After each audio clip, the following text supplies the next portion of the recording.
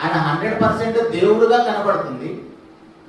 మరొక సందర్భం చూస్తే ఆయన 100% నరుడుగా కనపడుతున్నాడు.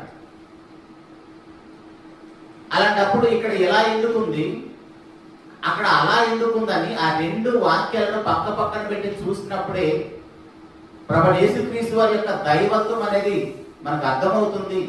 అప్పుడే ఆయన మీద మనకి పరిపూర్ణమైన విశ్వాసం కలుగుతుందని మనం లాస్ట్ క్లాస్ లో కూడా ఆలోచించాం. ఇప్పుడు దానిలో భాగంగా కొనసాగింపుగా మనం కొన్ని విషయాలు ఆలోచించేద్దాం. నేను చెప్తున్నప్పుడు ఒకవేళ నోట్స్ రాసుకునే వాళ్ళు ఉంటే మధ్యలో ఒక గీత కొట్టేసి ఒక పక్కేమో నరుడు అని మరొక పక్కేమో దేవుడు అని రాసుకోండి.